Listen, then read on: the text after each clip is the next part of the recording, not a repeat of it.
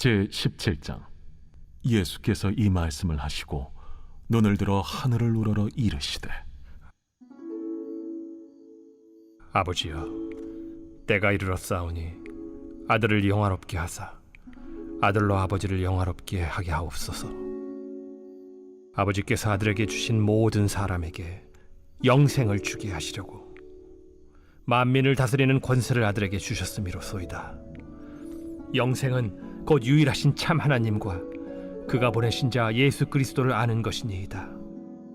아버지께서 내게 하라고 주신 일을 내가 이루어 아버지를 이 세상에서 영화롭게 하였사오니, 아버지여, 창세전에 내가 아버지와 함께 가졌던 영화로서 지금도 아버지와 함께 나를 영화롭게 하옵소서.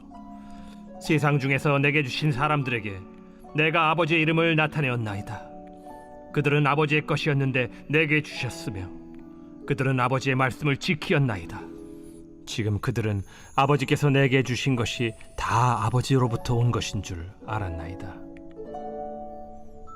나는 아버지께서 내게 주신 말씀들을 그들에게 주었사오며 그들은 이것을 받고 내가 아버지께로부터 나온 줄을 참으로 아오며 아버지께서 나를 보내신 줄도 믿었사옵나이다. 내가 그들을 위하여 비옵나니 내가 비옵는 것은 세상을 위함이 아니요 내게 주신 자들을 위함이니이다. 그들은 아버지의 것이로소이다. 내 것은 다 아버지의 것이요 아버지의 것은 내 것이온데 내가 그들로 말미암아 영광을 받았나이다. 나는 세상에 더 있지 아니하오나 그들은 세상에 있사옵고 나는 아버지께로 가옵나니, 거룩하신 아버지여, 내게 주신 아버지의 이름으로 그들을 보존하사 우리와 같이 그들도 하나가 되게 하옵소서. 내가 그들과 함께 있을 때 내게 주신 아버지의 이름으로 그들을 보존하고 지키었나이다.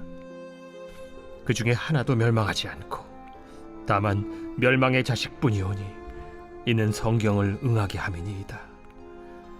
지금 내가 아버지께로 가오니 내가 세상에서 이 말을 하옵는 것은 그들로 내 기쁨을 그들 안에 충만히 가지게 하려 함이니이다. 내가 아버지의 말씀을 그들에게 주었사오매 세상이 그들을 미워하였사오니 이는 내가 세상에 속하지 아니함 같이 그들도 세상에 속하지 아니함으로 인함이니이다. 내가 비옵는 것은 그들을 세상에서 데려가시기를 위함이 아니요 다만 악에 빠지지 않게 보존하시기를 위함이니이다. 내가 세상에 속하지 아니함 같이 그들도 세상에 속하지 아니하였사옵나이다. 그들을 진리로 거룩하게 하옵소서. 아버지의 말씀은 진리니이다. 아버지께서 나를 세상에 보내신 것 같이 나도 그들을 세상에 보내었고 또 그들을 위하여 내가 나를 거룩하게 하오니 이는 그들도 진리로 거룩함을 얻게 하려 함이니이다. 내가 비옵는 것은 이 사람들만 위함이 아니요 또 그들의 말로 말미암아 나를 믿는 사람들도 위함이니, 아버지여, 아버지께서 내 안에 내가 아버지 안에 있는 것 같이 그들도 다 하나가 되어 우리 안에 있게 하사 세상으로 아버지께서 나를 보내신 것을 믿게 하옵소서. 내게 주신 영광을 내가 그들에게 주었사오니 이는 우리가 하나가 된 것 같이 그들도 하나가 되게 하려 함이니이다. 곧 내가 그들 안에 있고 아버지께서 내 안에 계시어 그들로 온전함을 이루어 하나가 되게 하려 함은 아버지께서 나를 보내신 것과 또 나를 사랑하심 같이 그들도 사랑하신 것을 세상으로 알게 하려 함이로소이다. 아버지여, 내게 주신 자도 나 있는 곳에 나와 함께 있어 아버지께서 창세전부터 나를 사랑하심으로 내게 주신 나의 영광을 그들로 보게 하시기를 원하옵나이다. 의로우신 아버지여, 세상이 아버지를 알지 못하여도 나는 아버지를 알았사옵고 그들도 아버지께서 나를 보내신 줄 알았사옵나이다. 내가 아버지의 이름을 그들에게 알게 하였고 또 알게 하리니 이는 나를 사랑하신 사랑이 그들 안에 있고 나도 그들 안에 있게 하려 함이니이다.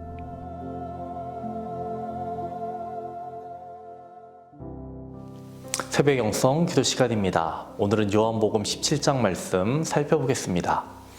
오늘 본문은 이렇게 시작하고 있습니다. 예수께서 이 말씀을 하시고 눈을 들어 하늘을 우러러 이르시되 아버지여 때가 이르렀사오니 아들을 영화롭게 하사 아들로 아버지를 영화롭게 하게 하옵소서. 예수님께서 눈을 들어 하늘을 우러러 보셨다라고 말하고 있습니다. 하늘을 바라봤다라는 것은 무엇을 의미합니까? 하늘의 별을, 하늘의 달을 보았다라는 뜻이 아닙니다. 하늘에 계신 하나님을 바라보았다라는 것은 하늘에 계신 하나님을 의지했다라는 뜻이고 하늘에 계신 하나님께 기도했다라는 의미입니다.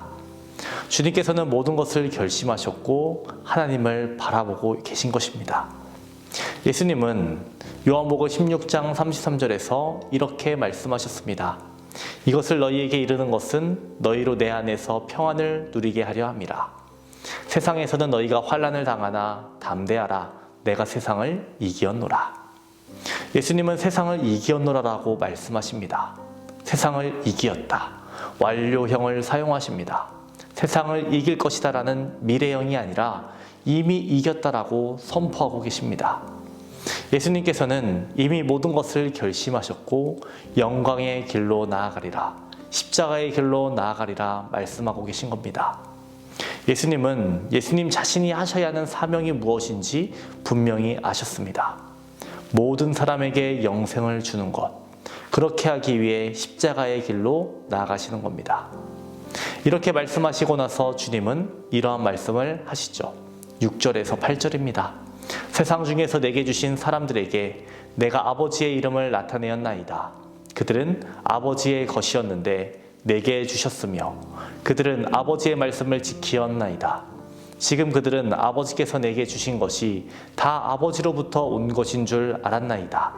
나는 아버지께서 내게 주신 말씀들을 그들에게 주었사오며 그들은 이것을 받고 내가 아버지께로부터 나온 줄을 참으로 아오며 아버지께서 나를 보내신 줄도 믿었사옵나이다.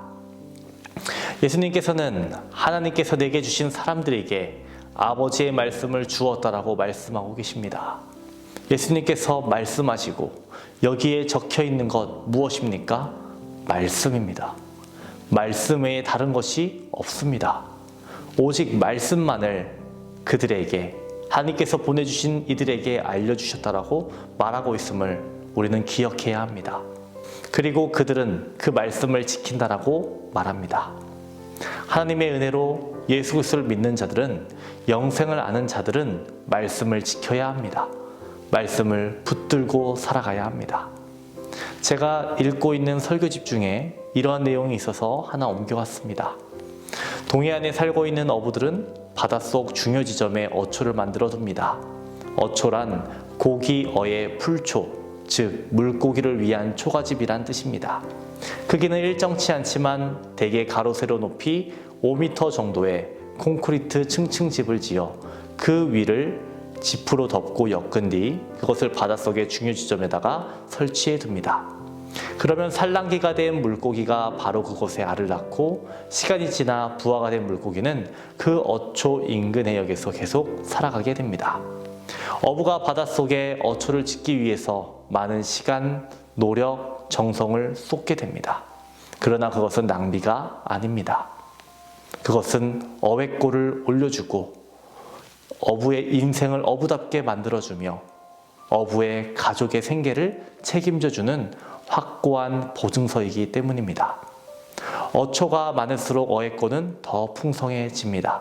그래서 어부는 시간과 노력을 그리고 최선을 다합니다. 동해안 어부에게 물고기의 산란을 위해 어초가 필요하다면 우리에게는 하나님의 말씀을 우리 안에 산란할 수 있는 언초가 필요합니다. 하나님의 말씀을 묵상하고 그 말씀을 받아들이며 내 마음속에 담기 위해 반드시 시간과 정성을 쏟아야 합니다.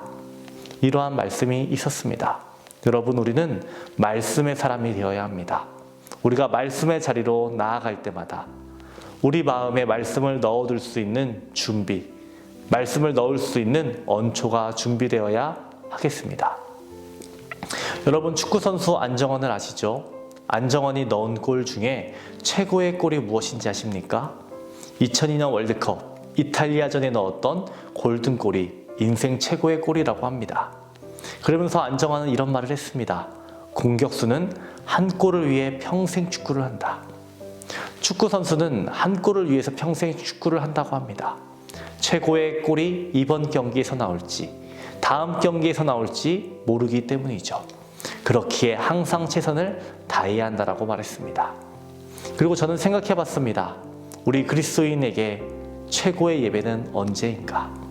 우리 그리스도인에게 최고의 말씀은 언제일까? 라고 누군가 묻는다면 우리는 어떻게 대답해야 할까요? 예배자는 최고의 예배를 기다리는 마음으로 매주 예배의 자리에 나와야 합니다. 마음의 언초를 준비하고 주의 말씀을 듣겠습니다. 주여 내게 말씀하옵소서. 이러한 마음을 가지고 주님께 나아가야 하겠습니다.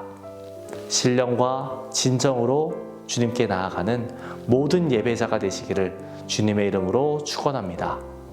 오늘은 교회를 위해 기도하겠습니다. 교회의 부흥과 영적 회복을 위해서 이 땅의 교회가 복음으로 돌아가기를, 선교와 전도의 문이 활짝 열리기를 기도해 주시기 바랍니다. 기도하겠습니다. 우리에게 영생을 허락하신 하나님, 모든 것이 주님의 은혜임을 고백합니다. 우리들 날마다 하나님의 말씀을 따라 살아갈 수 있는 힘과 능력 허락하여 주시옵소서. 예배의 자리를 사모하고 말씀의 자리를 기대하는 성숙한 그리스도인 되게 하여 주시옵소서. 오늘은 교회를 위해 기도합니다. 교회의 부흥과 영적 회복 허락하여 주옵소서. 이 땅의 교회가 복음으로 돌아가게 하여 주옵소서. 선교와 전도의 문이 활짝 열리게 하여 주옵소서. 담임 목사님의 사역 가운데 항상 함께 하여 주시고 기도로 준비하시는 모든 일정 가운데 주님 이끌어 주시옵소서. 다음 주에는 신년 축복 전교인 특별 새벽 기도회 있습니다. 담임 목사님 말씀 선포하실 때마다 근심 걱정 있고 마음이 무겁고 상처 입은 영혼들 회복되게 하여 주시옵시고 차갑게 그리고 굳은 마음 모두 뜨겁게 하여 주시옵소서. 감사로 시작하는 새해라는 주제로 한 주간을 보냅니다. 하나님께서 한 주간 인도하여 주시옵시고 감사의 기념비로 세워나가는 한 해가 될 수 있도록 도와주시옵소서. 새벽마다 성도들을 위해 기도합니다. 하나님 우리의 기도에 응답하여 주옵소서. 대문을 위해 기도하는 성도에게 자녀를 허락하여 주시옵소서. 사고로 입원한 성도 일으켜 주시옵소서. 투석으로 어지럼증으로 디스크로 고생하는 성도들 고쳐 주시옵소서.